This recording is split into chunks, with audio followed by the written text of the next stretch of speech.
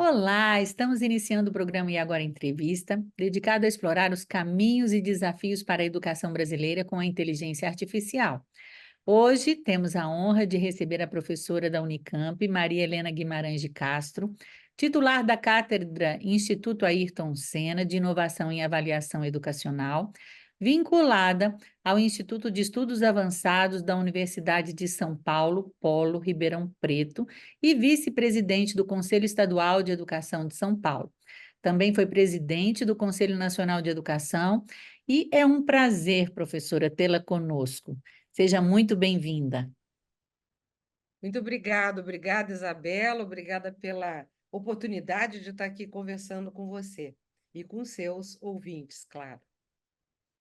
Aproveitando a sua vasta experiência em políticas na área de educação, quais os desafios você identifica para a integração dessa tecnologia no ambiente educacional brasileiro? Olha, Isabela, eu vejo muitos desafios ao mesmo tempo em que me parece, claro, que é um caminho sem volta, né? Ah, não tenho a menor dúvida de que a inteligência artificial e o chat GPT, especialmente o chat GPT, quer dizer, desde que surgiu o chat GPT, né, que é um derivado, que a inteligência artificial existe há muito tempo, né? Desde o surgimento do chat GPT, há, na verdade, ah, um alvoroço na educação em geral, no mundo do trabalho, ninguém sabe o que fazer, pode, não pode, o que fazer, deixa, não deixa, vai para dentro da escola, né? Na minha visão, é um caminho sem volta, né? É um caminho sem volta, como dizem todos os estudos e pesquisas recentes da OCDE e da Unesco, e que, obviamente, requer dos educadores uma preparação, um trabalho de formação para que a escola e os sistemas de ensino saibam como usar o ChatGPT, a inteligência artificial, né?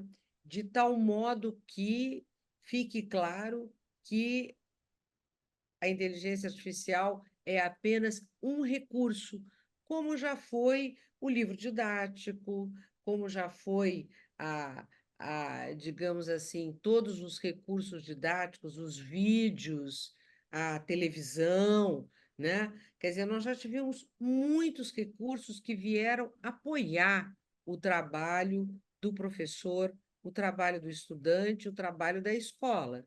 E agora nós temos um recurso novo. A diferença deste novo recurso é que ele é um novo recurso muito mais sofisticado, que pode, inclusive, substituir tarefas rotineiras da escola, né, e da sala de aula. Por exemplo, para o professor, o uso de um chat GPT pode ser um ganho de produtividade. Algumas tarefas rotineiras do professor podem ser substituídas, mas nunca o chat GPT vai substituir o professor, né? O chat GPT depende principalmente do professor, que fará perguntas, boas perguntas, e de como este recurso será explorado tanto pelos professores como pelos estudantes, né? Então, eu acho que, primeiro, é uma questão nova para a escola, porque, em geral, os nossos professores e os nossos estudantes não desenvolveram as competências digitais necessárias para o uso adequado das novas ferramentas, né? Eu mesma aprendi há poucos dias a usar um recurso da Microsoft, né, que é o Copilot, para ajudar o desenvolvimento de trabalhos e de pesquisas, e é um recurso muito interessante, porque ele não substitui a capacidade do pesquisador, do professor, do ponto de vista do que ele conhece, do que ele está buscando, ao mesmo tempo, ele apoia o trabalho do professor e do pesquisador para organizar suas ideias, para organizar a apresentação de um trabalho, né? Então, tem vantagens. O grande problema que eu vejo é, na minha visão, é como criar determinados limites éticos para o uso da inteligência artificial. Eu acho que aí nós temos assim um desafio pela frente, porque não se trata apenas de criar uma lei, uma regulação, proibir o uso do celular, o uso da ferramenta na escola, não se trata disso. Eu acho que nós temos um desafio muito maior, que é saber como isso será usado na escola, como será usado pelos estudantes para desenvolver seus trabalhos, seus conhecimentos, pelos profissionais da educação que produzem materiais didáticos, né? Há um grande debate sobre o uso do chat GPT e da inteligência artificial para produzir material didático, né? Claro que a produção de material didático já existe com o apoio da inteligência artificial, não é uma novidade, né? Isso já existe, até porque para que a inteligência artificial produza algum material didático, o professor precisa dizer o que ele quer desse material didático. O currículo tem que informar o que é preciso fazer com o material didático que a inteligência artificial vai apoiar, né, no seu desenvolvimento. Então, não é assim uma tarefa mágica de substituição de humanos pela inteligência artificial. Não é isso, e eu acho que há uma grande confusão geral a esse respeito. O maior problema que eu vejo é a questão das redes sociais, né? Pelos estudantes, sobretudo, né? Porque as redes sociais elas são, ao mesmo tempo, um ambiente que pode ser muito colaborativo, pode instigar os estudantes a aprender a pensar, pode instigar as interações construtivas entre alunos e professores. Ao mesmo tempo, uma rede social ela pode ser perversa, ela pode induzir atitudes e comportamentos que não sejam racionalmente aceitáveis, que não sejam eticamente aceitáveis. Então, aí é que eu vejo que há um tema que é preciso trabalhar nas escolas para que os estudantes entendam os benefícios e os riscos, né? Tanto da inteligência artificial, do chat GPT, como também do uso dessas ferramentas e das redes sociais. Um ponto que me parece muito delicado é como é que o estudante pode usar o chat GPT para responder trabalhos, para fazer trabalhos para a escola, para responder provas, perguntas, né? Quer dizer, isso é realmente complicado, porque se o estudante já tiver familiaridade com as ferramentas e ele vai conseguir fazer trabalhos para a escola, fazer pesquisas que vão substituir o seu trabalho individual por um trabalho pré-desenvolvido pelo ChatGPT. Aí é que está o risco, né? Mas já há aplicativos que identificam os limites do uso do ChatGPT no desenvolvimento de trabalhos, né? Isso em várias universidades americanas, mesmo aqui no Brasil, as universidades já estão atentas a isso. No caso da educação básica, sobretudo jovens, adolescentes, estudantes dos anos finais e do ensino médio. Aí é preciso um rigor, é preciso explicar para os alunos como é que eles devem usar, como é que eles podem usar, quais as perguntas que eles farão para a inteligência artificial como um recurso para apoiar o desenvolvimento do seu trabalho e, ao mesmo tempo, mostrando que o professor saberá identificar o uso dessa ferramenta pelos alunos. Aí é que eu acho que nós temos aí um limite, uma fronteira meio complicada para a escola identificar, né? Mas eu acho que vamos ter que trabalhar com isso, não tem muita saída. Eu, inclusive, dei uma olhada num relatório da Unesco sobre o uso do ChatGPT e da inteligência artificial. A própria Unesco reconhece que é preciso saber como lidar com isso, explicar para os alunos o que é fake news, o que é o ChatGPT e como é que eles podem fazer um bom uso disso, ao mesmo tempo que vão desenvolver as suas competências, a sua criatividade, seu raciocínio lógico, a sua capacidade de resolver problemas complexos, né? Então, é um momento, na minha visão, de transição. É uma transição que nós fazemos agora para algo novo, mas que realmente veio para ficar e nós precisamos aprender a lidar com isso e colocar limites nisso, né? Já há escolas que proíbem, mas eu fico pensando como é que a escola vai proibir o uso do chat GPT, né? Quer dizer, a É. escola pode proibir dentro da escola, mas quando o aluno sai da escola, como é que alguém vai proibir se o aluno, se o estudante tiver acesso à internet, tiver acesso a alguma ferramenta? As ferramentas estão disponíveis, inclusive gratuitas, na internet, né? Então, É. não é assim, algo que o estudante vai precisar comprar, adquirir, está muito aberto, está muito disponível. Então, o mais importante, me parece, é mostrar os riscos, mostrar as vantagens, os riscos e o que isso pode contribuir para o desenvolvimento individual, pessoal e do cidadão, do futuro cidadão digital, né? Que é disso que nós estamos falando, a construção de uma nova cidadania.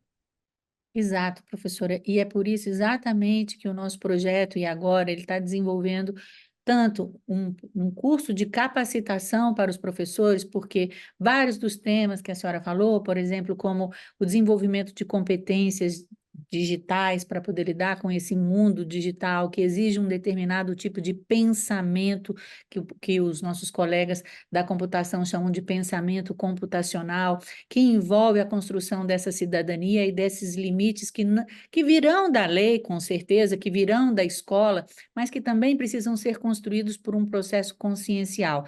Então, eu acredito que a sua fala trouxe muitos dos temas que são importantes e cada um desses itens, com certeza, poderiam ser, digamos assim, destrinchados e merecem uma atenção especial, e com certeza o nosso trabalho aqui é esse. Como nós já estamos chegando aqui ao final do nosso primeiro bloco do programa, eu gostaria que você pudesse falar para a gente qual é a sua compreensão sobre o papel dos governos, das organizações na regulação da inteligência artificial, para que nós possamos garantir o uso responsável dessa tecnologia, ou seja, cada um tem sua responsabilidade, né? O governo tem a sua responsabilidade, a Unesco tem a dela, a ONU tem a dela, o professor, a escola, mas em termos de política pública, qual é, na sua compreensão, o papel do governo e das instituições, talvez internacionais, que zelam por esse recurso? Olha, na minha visão, os governos, em geral, eles têm um papel importante na regulação do ponto de vista ético. Para isso, quer dizer, o Brasil já tem, primeiro, uma Lei Geral de Proteção de Dados, a LGPD. Essa Lei Geral de Proteção de Dados, ela já coloca uma série de restrições e limites ao uso de base de dados, né? Ela não dá conta, obviamente, do ponto de vista ético, do uso da inteligência artificial generativa, que é o ChatGPT, né?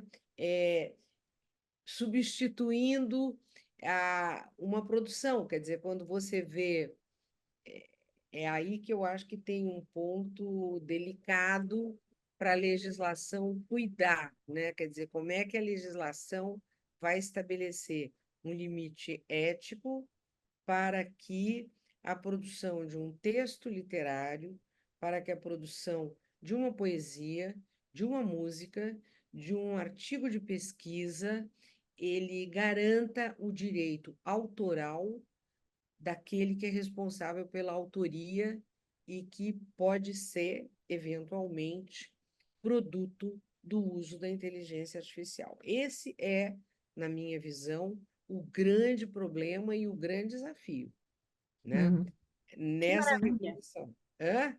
Que maravilha, a sua contribuição está sendo fantástica, professora. Nosso bloco chegou ao fim, o nosso primeiro bloco. O programa E Agora Entrevista vai fazer um breve intervalo e já voltamos, porque a conversa está maravilhosa.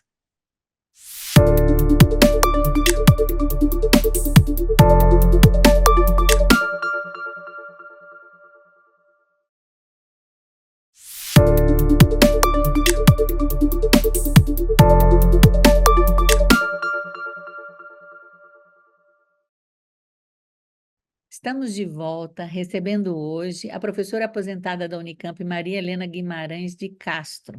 Professora, os educadores são fundamentais para a integração eficaz da inteligência artificial na sala de aula. Como você avalia a relação entre a inteligência artificial e a criação de conteúdos educacionais mais atraentes e relevantes para os alunos? Bem, Isabela, eu acho que esse é um tema que está em discussão hoje no Brasil, e eu acredito que nós já estamos vivenciando isso, né? Quer dizer, a produção de materiais didáticos apoiados em recursos da inteligência artificial. Isso parece que já é um fato, é um dado da realidade, né? Como é que eu vejo isso? O que me parece mais importante é que haja um currículo e que esse currículo ele seja integrado, né, por componentes curriculares, pelo desenvolvimento de competências, conceitos, habilidades, conhecimentos, e que é este currículo que realmente, que, na verdade, lidera o projeto político-pedagógico de qualquer instituição ou de qualquer sistema de ensino. É esse currículo, então, que deverá ou deveria orientar o trabalho da produção do material didático, onde a inteligência artificial ela será um recurso dos professores autores do material, porque são os professores autores dos materiais didáticos, né? Aquelas pessoas que conhecem o currículo, que conhecem a didática, que têm o domínio pedagógico daquele conteúdo. Então, essas pessoas, elas deverão fazer boas perguntas para a inteligência artificial poder enriquecer a produção do material que os autores estão desenvolvendo, né? É assim que eu imagino.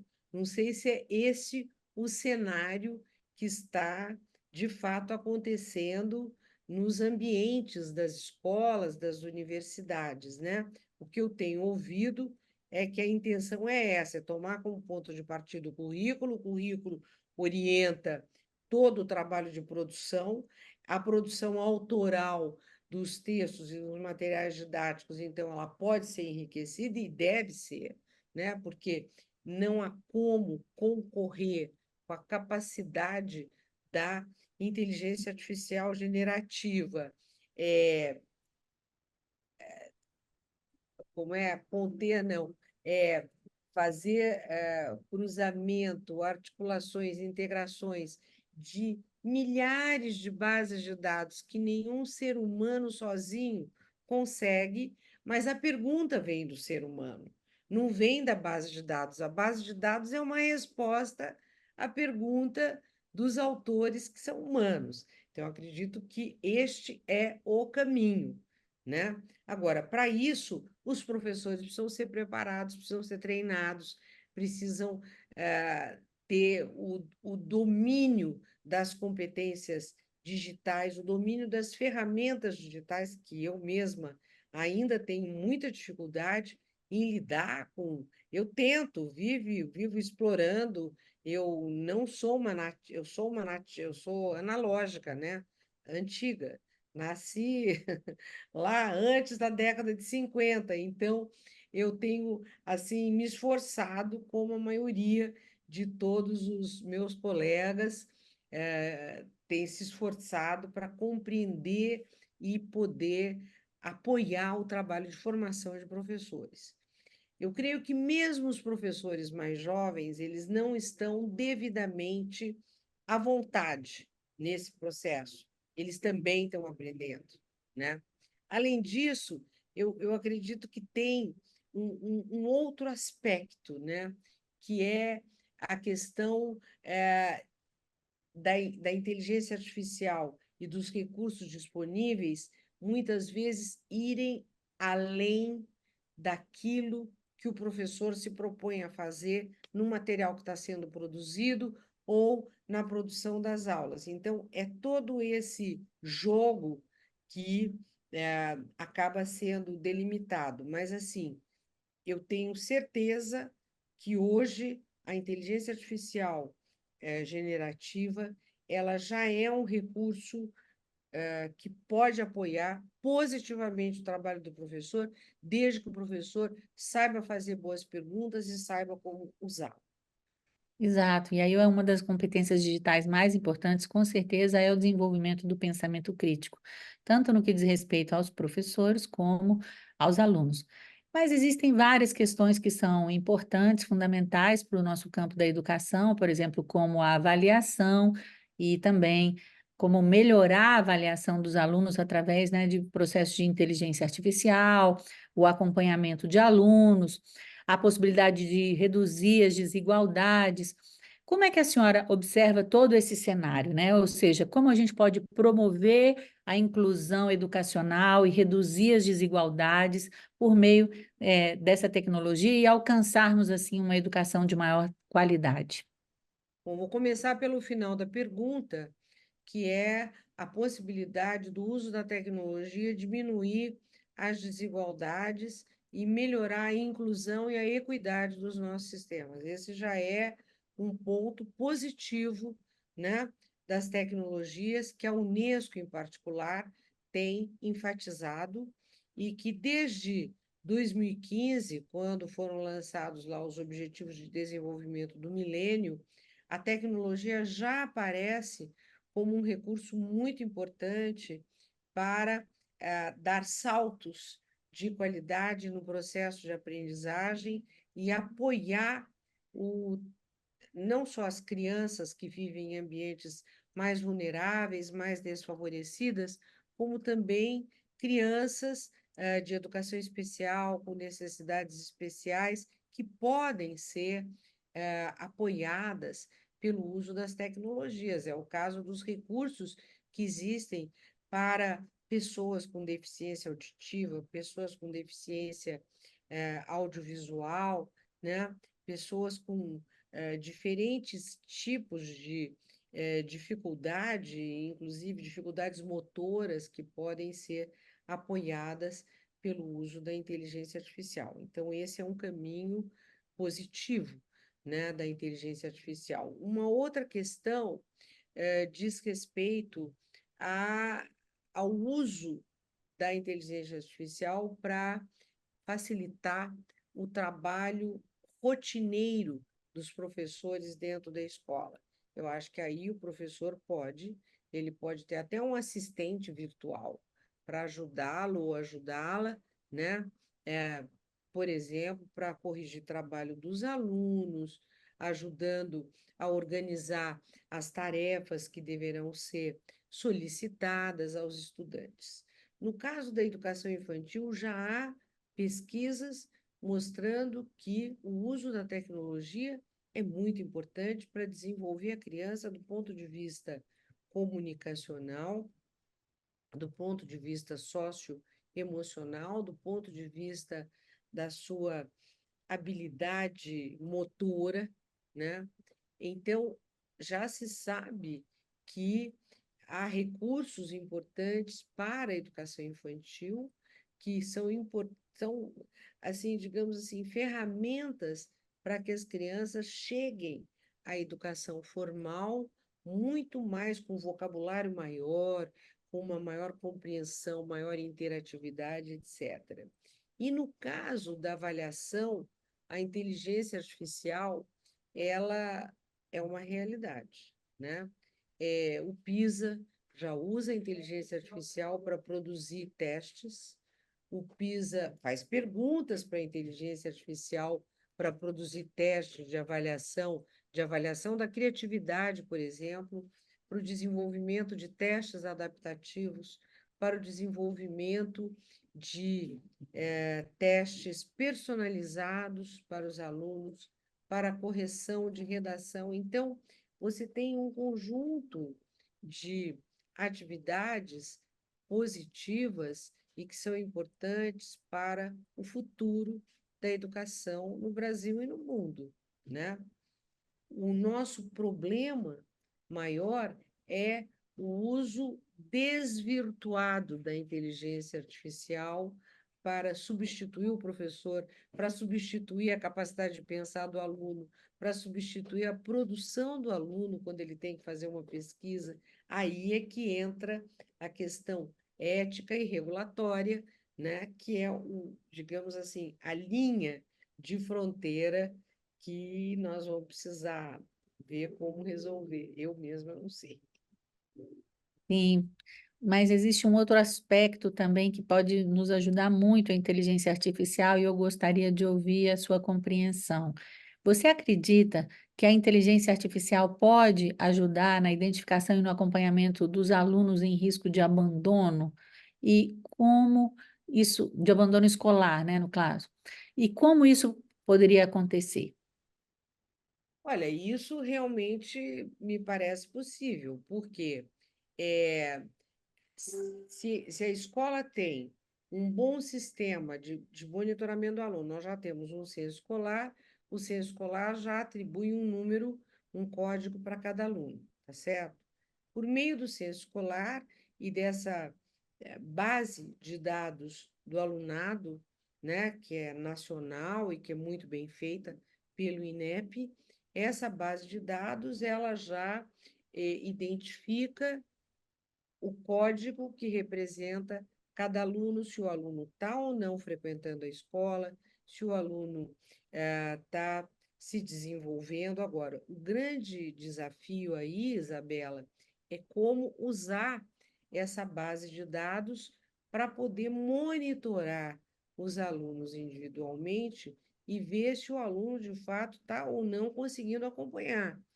Se ele está aprendendo, se ele não está aprendendo, o risco dele abandonar é maior, se ele está com a frequência irregular, o risco de abandono é maior. Então, é possível, sim, utilizar essa, digamos, essa tecnologia, né, para apoiar a permanência do aluno, para identificar as lacunas de aprendizado e, ao mesmo tempo, para fortalecer a recomposição de aprendizado dos alunos. Isso não tem dúvida. Assim como é possível usar a inteligência artificial, por exemplo, para avaliações formativas ao longo do ano, sem o objetivo de dar nota, né, nem de promover o aluno, mas principalmente pensando a, a possibilidade do aluno continuar aprendendo, continuar avançando e o que pode ser feito para apoiar o aluno que está apresentando algum tipo de dificuldade que, a partir de uma atenção mais individualizada, pode ser superada. Sim, isso é uma perspectiva muito interessante. Nós já estamos aqui na parte final do nosso programa e eu gostaria de saber qual é a sua opinião, né, sobre como a inteligência artificial pode ajudar os estudantes a enfrentar e a contribuir, por que não dizer assim, para os desafios do século XXI. Olha, eu acredito que essas tecnologias elas têm um impacto tão grande nas crianças e nos jovens, né, que para o bem ou para o mal, né, para as duas coisas, né? Outro dia eu li um artigo interessante sobre as escolas da Califórnia que pararam de usar a tecnologia, né? Não sei se você acompanhou, elas não estão usando tecnologia, voltaram ao lápis e papel, não estão mais aplicando provas digitais, porque entendem que o uso excessivo das tecnologias nas escolas acabou prejudicando o desenvolvimento do raciocínio crítico dos alunos, a sua autonomia, aumentou a sua dependência em relação às tecnologias. Isso é um caso que a gente precisa, de fato, entender o que aconteceu na Califórnia e por que essas medidas foram tomadas, né? Outros países, como, por exemplo, a Alemanha, também está adotando algumas medidas restritivas em relação ao uso da tecnologia, porque acha que as tecnologias estão afetando demais a saúde mental dos jovens e dos adolescentes. Esse é um ponto grave, né? É aí que eu acho que é preciso muito cuidado, porque as tecnologias, sobretudo as redes sociais, a intensidade das redes sociais, tira o foco dos estudantes no processo de aprendizagem, e eles estão sempre preocupados em estar conectados, conectados, conectados, e estão perdendo o foco, a autogestão do conhecimento. Então, é aí que eu vejo que é preciso ter um equilíbrio. Não é 100% de tecnologia, nem é proibir tudo de tecnologia. É descobrir a linha do equilíbrio que me parece necessário. Eu lembro que, quando apareceu a televisão, né, eu era pequena, né, minha família, meus pais compraram televisão, o grande drama da época, isso aí era início dos anos 50, né, o grande drama da época era: as crianças podem assistir televisão? Né? Essa era uma pergunta comum na minha casa, na minha família, que era uma família de classe média, uma família de classe média, né? Meus primos, meus amigos da escola, quer dizer, todos os pais, todas as famílias estavam preocupadas com a televisão, né? E quanto tempo a criança podia ficar vendo televisão, né? É algo muito semelhante, né, professora, ao que nós estamos passando agora, mas eu fico com uma palavra muito importante que você disse agora, que é a necessidade do equilíbrio. Nós precisamos desse equilíbrio. É, E, é isso. infelizmente, o nosso programa e o nosso tempo está chegando ao fim, estamos, né, chegando ao fim de mais uma edição, né, do programa de E Agora Entrevista. Então, muito obrigada, professora Maria Helena de Castro, e você nos acompanhou aqui no nosso programa. Siga no nosso canal do YouTube, assista o nosso programa também pela UNB-TV, no canal 15 da NET Brasília, e pelo site unbtv.nb.br. E muito obrigada, professora. Espero que possamos nos rever também em algum outro momento. E desejo aí que todos possam acompanhar os nossos próximos programas. Até a próxima, pessoal. Muito obrigada.